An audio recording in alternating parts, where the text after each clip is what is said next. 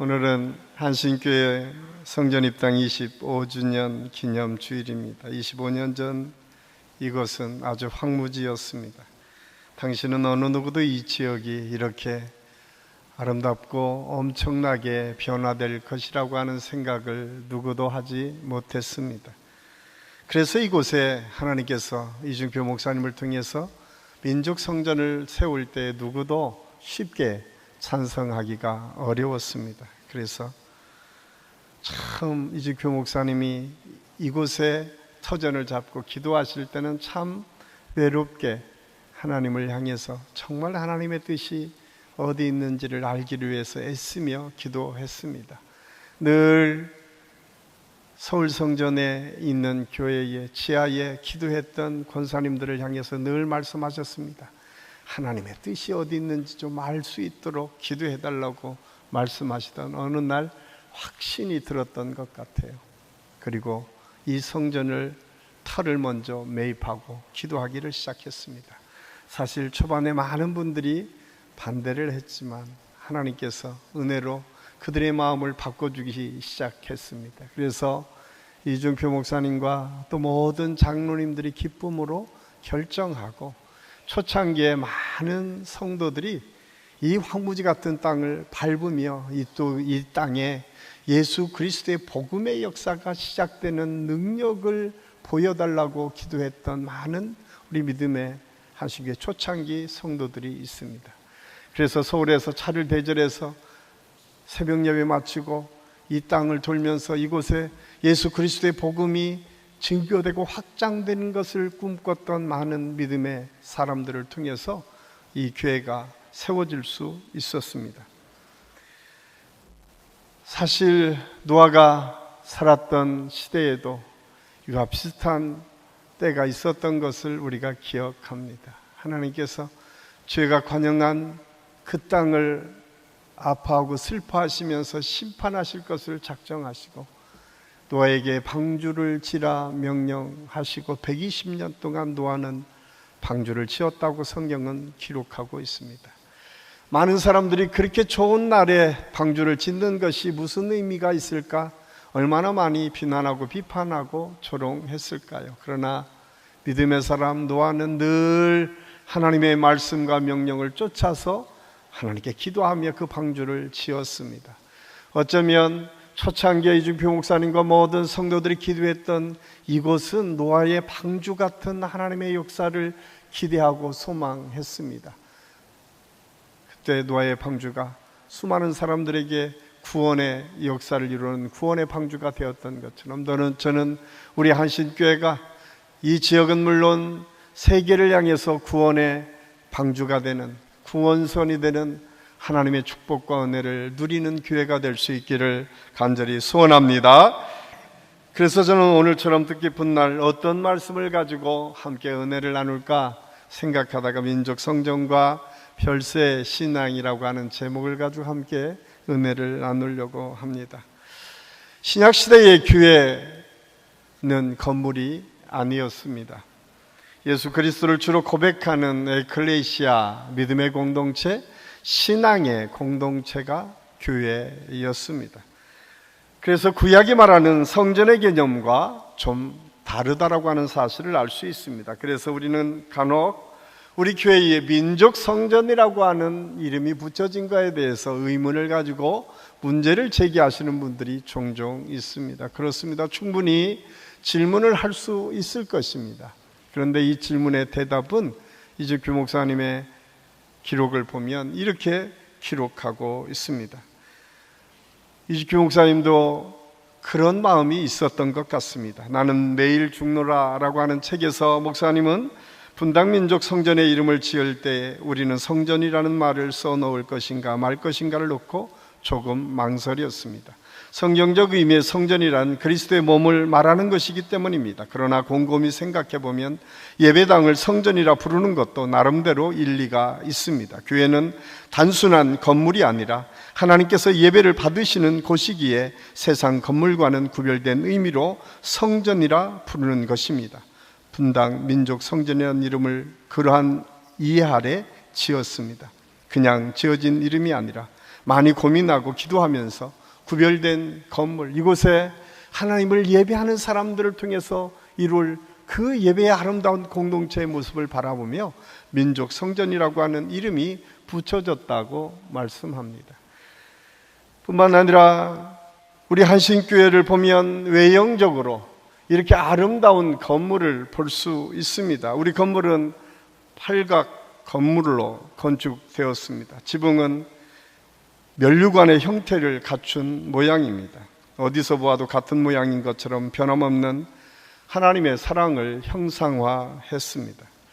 8이라고 하는 숫자에 대해서 이준교 목사님이 참 좋아했습니다. 그래서 팔각 교회를 지키를 생각하고 이 팔자에 새로운 해석을 이렇게 했습니다. 8이라고 하는 숫자는 하나님의 숫자이며 별세의 숫자입니다. 창조가 7일로 완성되었다면 예수님의 부활은 7일의 하루를 더한 8일에 일어났습니다. 8은 세상의 시간인 7을 끝나고 하나님의 시간이 시작된다는 부활의 숫자입니다. 8은 부활의 숫자라는 거예요. 그래서 팔각 교회를 세우시고 이준교 목사님이 입버릇처럼 늘 말씀하셨어요. 예수님의 팔복을 내 마음에 담고 우리가 그 신앙의 모델이 되어서 팔자 고치는 교회가 됐으면 좋겠다. 그것이 이준표 목사님의 소원이 있습니다. 저는 우리 한신교회 모든 성도들이 이 성전에 올 때마다 정말 예수님의 그 은혜의 말씀을 내 마음에 새기고 내 삶의 실천을 통해서 팔자가 고쳐지는 역사가 있기를 간절히 소원합니다. 이어서 그분은 그렇게 고백하고 있어요. 필연으로 된 건물, 팔면으로 된 건물은 동서남북 어느 곳에서 보아도 똑같은 모양을 하고 있습니다. 이는 성도의 삶의 모습이 어떠해야 하는지를 보여줍니다. 성도는 언제 어느 곳에서나 항상 변함이 없고 진실해야 됩니다. 이는 또한 복음을 들고 사방팔방으로 나아가는 성도의 모습을 상징하기도 합니다. 변함없는 믿음의 모습이 교회에서나 세상에서나 있어야 된다라고 말씀합니다. 또한 사방팔방으로 예수 그리스도의 복음을 증거하는 것이 우리 그리스도인들의 모습이어야 된다라고 말씀합니다. 사실 우리가 초창기에 지금이야 여기가 이렇게 교통이 좋고 아름다운 도시로 그리고 그 중심에 우리 교회가 세워졌지만 초창기에 이대 목사님인 이윤재 목사님을 중심으로 해서 수많은 우리 믿음의 선배들은 여기 오기가 너무 힘들었어요. 여기가 개발되기 시작하면서 여기는 길이 별로 없었던 지역입니다. 진흙탕이었습니다. 예배 한번 드리려고 하면 모든 것을 각오하지, 특히 비가 오면 각오하고 있지 않으면 올 수조차 없는 그런 곳이었습니다. 그곳에 이윤재 목사님을 중심으로 한 믿음의 사람들이 날마다 여기 새롭게 생기는 아파트를 문을 두드리면서 예수 그리스도의 복음을 증거했습니다. 그냥 우리 교회가 거저 이렇게 성도들이 모여서 예배드리는 것이 아니라 그분들의 헌신과 열정을 통해서 우리 교회가 이렇게 건강하게 아름답게 성장해 올 수 있었습니다. 이 사실을 우리는 잊어서는 안 됩니다. 사실 우리가 오늘 이 아름다운 성전에서 예배드리면서 여러분은 어떤 생각을 하고 계십니까? 아마 이 교회에 딱 들어오면 그런 느낌이 있을까요? 이 교회가 과연 25년이나 됐나? 한번 보세요. 이 건물이 25년 됐다고 누가 말할 수 있겠습니까? 너무나 아름답지 않습니까? 이 교회를 설계하면서 어머니의 품 같은 교회, 예배드릴 때마다 어머니의 품처럼 그리스도의 사랑을 느끼는 교회를 꿈꾸며 강대상을 중심으로 어머니의 품 같은 모습으로 이 교회를 설계했습니다. 그리고 그분은 그런 생각을 했습니다. 교회는 큰 가정, 그리고 가정은 교회처럼 아름다운 가정을 이루는 것. 그래서 교회를 통해서 천국을 경험한 사람들이 가정을 통해서도 천국을 경험하는 것, 그것이 우리 한신교회가 지향할 교회의 가치고 목표였음을 알 수가 있습니다. 사랑하는 한신교회 성도 여러분, 여러분은 이 건물에 들어오시면서 어떤 마음으로 예배를 드리시기를 원하십니까? 오늘 이 건물에 담겨진 믿음의 아름다운 신앙의 전통이 있고 목회 철학이 있고 그리스도의 사랑이 있는 것처럼 저는 우리 한식교회 모든 성도들이 예배를 드릴 때마다 하나님의 임재를 경험하고 그 사랑 때문에 행복하고 기쁨이 충만한 그런 믿음의 삶을 사실 수 있기를 예수님의 이름으로 간절히 축원합니다. 두 번째로 또한 별세 신앙은 예수님의 사랑을 통해서 시작되었습니다. 제가 처음 이준표 목사님을 만나게 된 것은 1993년 10월이었습니다. 물론 그보다 앞서서 한신대학 THM 과정 장학금을 준다라고 하는 것 때문에 수요일날 예배에서 찬양을 통해서 만났지만 이렇게 직접 대면했던 것은 그때가 처음이었던 것 같습니다. 제가 청년 전도사로 가기 위해서 면접을 처음 받았으니 얼마나 떨렸겠습니까? 그때만 해도 이미 이준표 목사님은 한국교회의 유명한 부흥 강사로 많은 사람에게 알려졌을 때입니다. 제가 처음 이준표 목사님한테 면접 보러 갈 때에 우리 권사님과 전도사님이 예상문제집을 몇 가지 뽑아주더라고요. 목사님이 이렇게 대답하면 전도사님 될 거라고. 그래서 예상문제집을 가지고 열심히 암송하고 딱 들어갔는데 목사님 전혀 예상과 다른 질문을 저에게 하는 거예요. 이렇게 물끄러미 저를 보더니 함석헌 선생의 뜨것으로 본 한국 역사를 읽었는가? 그러죠. 예? 제 예상 질문에 전혀 없었던 질문하니까 제가 너무 당황스럽습니다. 내가 틀렸구나. 더 이상 정답을 말할 수 없어서 그냥 제 생각대로 말했습니다. 한국 민족을 사랑하는 법을 배웠습니다. 그러자 이준표 목사님이 물끄러미 저를 바라보셨습니다. 그리고 감동하셨어요. 아마 이준표 목사님을 기억하는 분들은 참 감동을 잘하시는 분으로 이해하실 것입니다. 그분은 그의 고백처럼 술지정뱅이 아버지를 등에 업고 다니면서 하늘 아버지의 사랑을 느꼈다고 그는 고백하고 있습니다. 한국 민족을 가슴에 품고 어떻게 하면 한국 민족의 예수 그리스도의 복음을 증거할까를 고민하며 한국신학대학, 그 당시에 교단도 다른 그 신학대학을 결정했던 가장 중요한 이유가 한국이라고 하는 그 민족에 대한 열정 때문에 결정했다고 그는 고백하고 있습니다. 아버지를 사랑했던 그 열정의 사랑이, 민족을 사랑했던 그 열정의 사랑이 어쩌면 별세의 신앙이라고 하는 사랑으로 예수 그리스도만이 나의 모든 것이라고 고백하는 믿음으로 그 사랑이 발전하게 된 것입니다. 그래서 별세 신학의 출발은 예수 그리스도가 나의 모두고 전부라고 하는 그 고백의 기초 위에 별세 신앙이 출발했음을 알 수가 있습니다. 저는 이 놀라운 사랑의 그 결실이 어쩌면 한국 민족을 신자화하자라고 하는 이 비전과 꿈속에 담겨져 있음을 우리는 잊어서는 안 됩니다.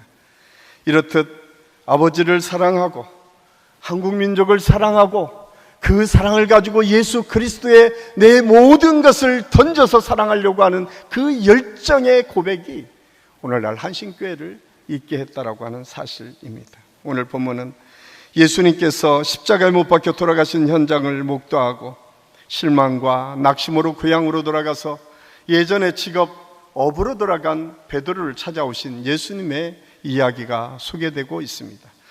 부활하신 예수님은 베드로를 향해서 묻습니다. 내가 이 사람들보다 더 나를 사랑하느냐? 이 질문을 받았던 베드로. 베드로는 누굽니까? 베드로는 수제자입니다. 누구보다도 열심히 예수님을 따라다니면서 배웠던 제자였습니다. 예수님께서 우리의 모든 죄를 지시고 십자가를 지시고 죽으신다고 말씀하실 때에 가장 먼저 나가서 안 됩니다 라고 외치며 다른 사람이 다 배반할지라도 나는 결코 주님을 배반하지 않겠습니다, 장담하며 하나님께 약속했던 사람이 베드로였습니다. 예수님을 잡으러 온 대제사장들과 종들을 그리고 그 군대들이 예수님 앞에 왔을 때에 가만히 있지 않고 칼을 빼어서 대제사장의 종 말구의 귀를 잘라서 그 앞길을 막았던 사람이 베드로였습니다. 그렇게 열정과 주님만을 따르겠다고 하는 그 헌신된 믿음의 사람 베드로. 그런데 곧이어서 나오는 말씀을 보면 예수님께서 이제 대제사장과 서기관들과 군대들에게 끌려서 안나스 집에 갈 때에 여종이 그에게 묻습니다. 너도 저 사람의 제자가 아니었느냐? 그때 베드로는 아니라고 부정합니다. 3번씩 나와 그 사람이 무슨 상관이 있냐고 부인했던 베드로. 그때 닭이 울었다고 성경은 기록하고 있습니다. 닭 우는 소리에 그는 정신이 들었습니다. 왜? 예수님께서 말씀하셨기 때문에. 닭 울기 전에 네가 나를 3번 부인할 것이다. 그는 밖에 나가서 통곡하며 울었다고 성경은 기록하고 있습니다. 그런 베드로를 지금 부활하신 예수님께서 다시 찾아오신 것입니다. 그리고 다시 베드로를 향해서 묻습니다. 내가 나를 사랑하느냐? 네가 이 사람들보다 나를 더 사랑하느냐? 한 번도 아니고 3번씩 묻는 주님의 질문 앞에 그는 한없이 자기를 돌아보며 꼬꾸라집니다. 그리고 그는 자기 자신이 사랑도 이제 더 이상 믿지 못하겠습니다. 주님, 내가 주님을 사랑하는 줄 주께서 아시지 않습니까? 나는 흔들리고 변하지만 주님의 그 놀라운 말씀 앞에 변하지 않는 사랑으로 내가 주님을 사랑하기를 원합니다 라고 하는 고백이 베드로의 고백이었음을 알 수가 있습니다. 예수님은 십자가를 지시기 전에 이 모든 상황들을 아셨는지 사랑에 대해서 이렇게 말씀합니다. 요한복음 15장 9절 10절은 하나님께서 아버지께서 나를 사랑하신 것 같이 나도 너희를 사랑하였으니 나의 사랑 안에 거하라. 내가 아버지의 계명을 지켜 그의 사랑 안에 거하는 것 같이 너희도 내 계명을 지키면 내 사랑 안에 거하리라. 하나님의 계명을 지키는 것이 사랑이라고 말씀합니다. 하나님의 말씀대로 살아내는 것이 하나님을 사랑하는 것이라고 말씀합니다. 이어서 요한복음 15장 12절에 14절의 말씀을 통해서 절대적인 예수님의 사랑의 결실이 어떻게 이 땅에 이루어졌는지를 소개하고 있습니다. 내 계명은 곧 내가 너희를 사랑한 것 같이 너희도 서로 사랑하라는 이것이니라. 사람이 친구를 위하여 자기 목숨을 버리면 이보다 더 큰 사랑이 없나니 너희는 내가 명하는 대로 행하면 곧 나의 친구라. 예수님 말씀대로 사는 사람이 곧 나의 친구인데, 아니 내가 너희를 위해서 내 친구를 위해서 목숨을 내어서 사랑한 모범이 되었고 모델이 되었다라고 하는 사실을 말씀해 주고 있습니다. 사랑하는 한심교회 성도 여러분, 별세의 신앙은 하나님을 예수 그리스도를 전적으로 의지하고 사랑하는 데에서부터 출발합니다. 사랑은 하나님의 말씀대로 사는 것이라고 말씀하십니다. 사랑은 서로 사랑하는 것이라고 말씀합니다. 사랑은 누군가를 위하여 자기를 희생하는 것이라고 말씀합니다. 사랑은 자발적으로 하는 것입니다. 사랑은 좋아서 하는 것입니다. 누가 시키거나 요구해서 하는 사랑이 아닙니다. 그런데 그 사랑을 하나님께서 우리보다 먼저 우리를 사랑하셨다고 성경은 기록하고 있습니다. 요한일서 4장 9절 10절 말씀입니다. 우리 함께 읽겠습니다. 하나님의 사랑이 우리에게 이렇게 나타난 바 되었으니 하나님이 자기의 독생자를 세상에 보내심은 그로 말미암아 우리를 살리려 하심이라. 사랑은 여기 있으니 우리가 하나님을 사랑한 것이 아니요 하나님이 우리를 사랑하사 우리 죄를 속하기 위하여 화목제로 그 아들을 보내셨습니다. 아멘.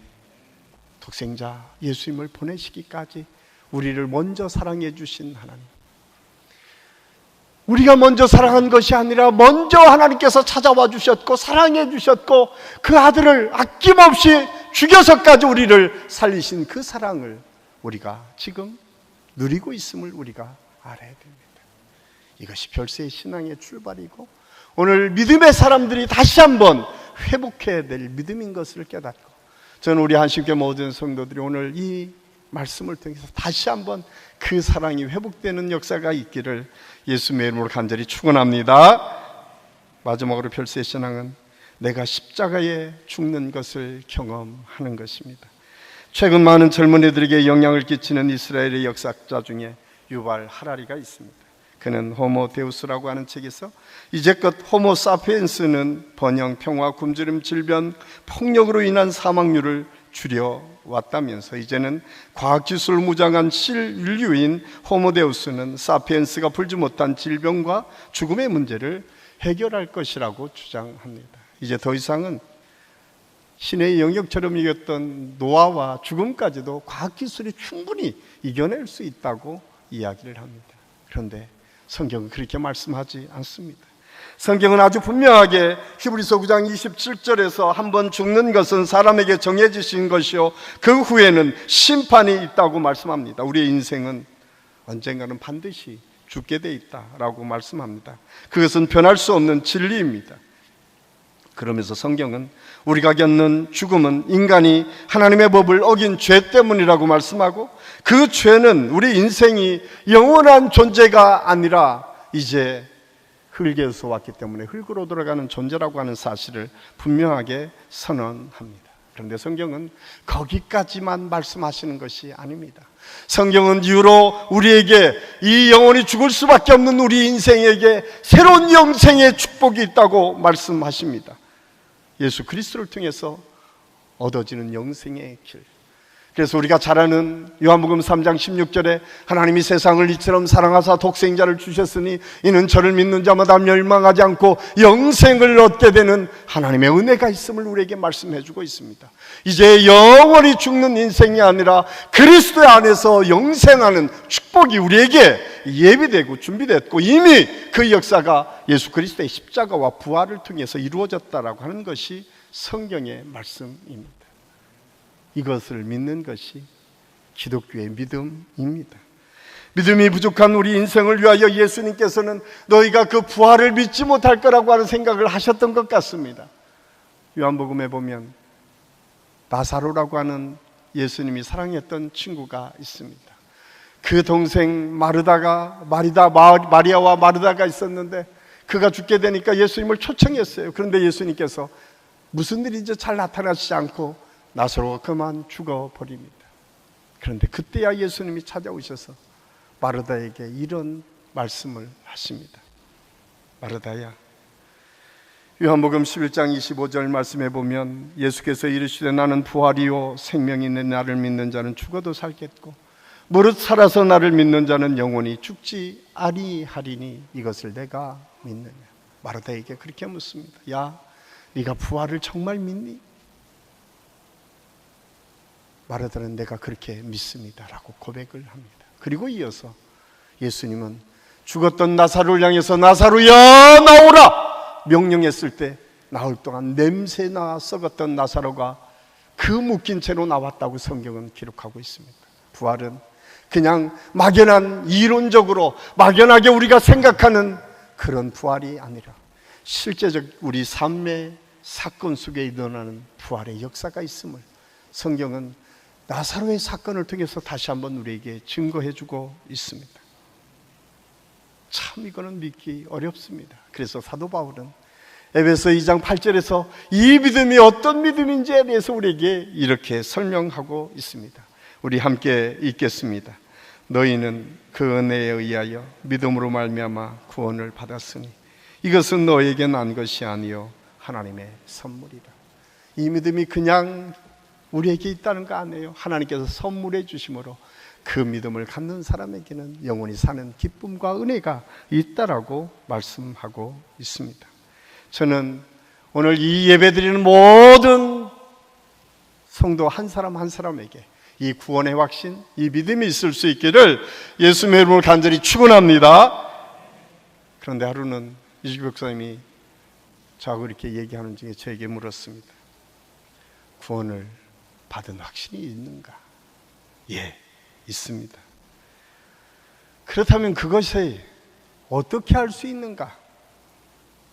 예수님께서 나의 죄를 위하여 십자가에 죽으시고 부활하신 것을 믿기 때문입니다. 이어서 또 묻습니다.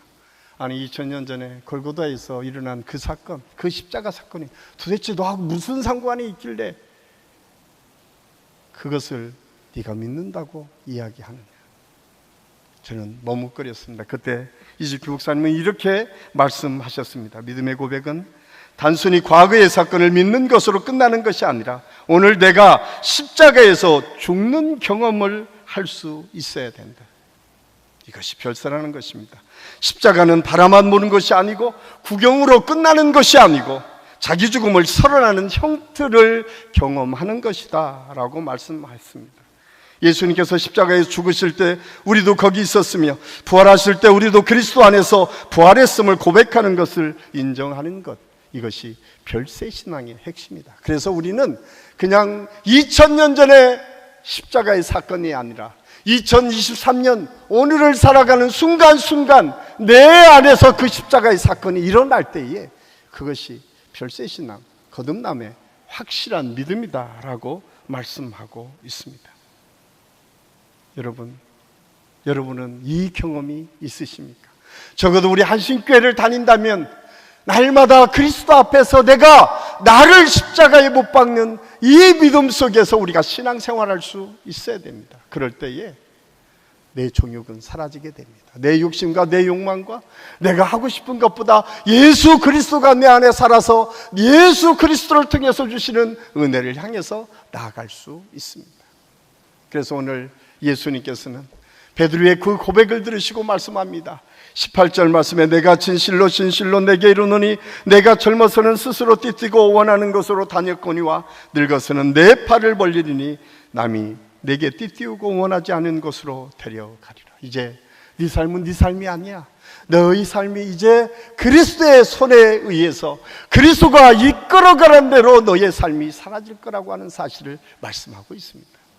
이것이 별세 신앙을 통해서 경험하는 십자가의 사건입니다. 이 은혜를 저는 우리 한식교 모든 성도들이 예배 때마다 경험할 수 있기를 예수님의 이름으로 간절히 축원합니다. 18세기의 독일의 경건주의 지도자 진젠도르프 백작이 있습니다. 그는 지위가 높고 재산도 많고 학벌도 높았습니다. 예수님을 믿고 많은 사람에게 존경받는 사람이었지만 그에게는 구원의 확신이 없었습니다. 그가 어느 날 미술관에 그림을 구경하러 갔다가 한 그림 앞에 멈춰 서게 됩니다. 그것은 바로 예수 그리스도께서 십자가에 달려 죽으신 그림이었습니다. 그 머리에는 가시멜로관이 쓰여져 있었고 그의 양손에는 큰 대못이 박혀 있었습니다. 그리고 그의 허리에는 창에 찔린 채 피가 흘러내리는 것, 그런 그림이었습니다.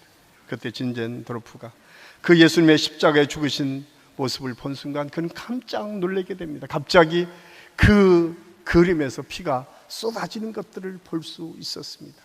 그리고 갑자기 그에게 음성이 들립니다. 나는 너를 위해 이렇게 죽었는데 너는 나를 위해서 무엇을 하느냐. 지금까지 존경받았던 그리스도인으로 많은 사람들이 이 진젠도르프 백작을 존경했지만 그 마음에 그런 감격이 없었습니다. 그런 확신이 없었습니다. 예수님은 과거에 나를 위해서 십자가에 못 박혀 돌아가신 분 정도로만 그는 이해했습니다. 그런데 그날 그 사건은 너무나 분명하고 선명하게 그 마음을 깨트리기 시작합니다.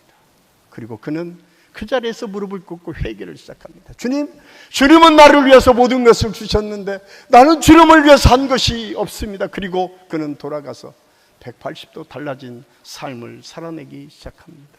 그가 넓은 영토가 있는데 힘들고 어려운 사람에게 영토를 나눠주기를 시작합니다. 그때 마침 모라비안 교도들이 신앙의 박해를 피해서 진젠도르프의 영지 안에 들어왔다는 소식을 듣고 그는 그들에게 농토를 주게 됩니다. 그래서 모라비안 교도들이 헤른포트라고 하는 새로운 신앙 공동체를 시작하기 시작합니다. 그런데 놀랍게도 이 헤른 공동체는 18세기의 경건주의 운동의 모태가 되고 이 모라비안 운동은 나중에 요한 웨슬레를 감동시키고 세계의 기독교의 역사를 바꿔가는 놀라운 역사의 출발점이 되었다라고 하는 사실을 알 수가 있습니다.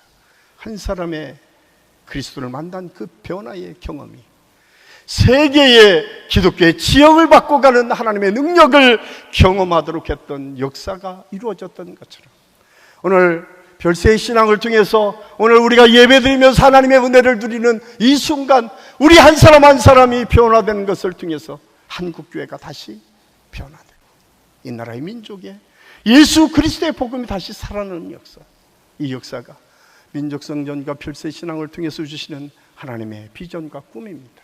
다른 사람이 아니라 오늘 내가 그 믿음 속에 고백되어지고, 오늘 내가 예수 그리스도의 은혜와 능력을 통해서 하나님의 역사를 이루어가는 그런 믿음의 사람으로 설 때에 하나님께서는 우리 한 사람 한 사람을 통해서 하나님의 놀라운 역사를 이루어 가시게 될 것입니다.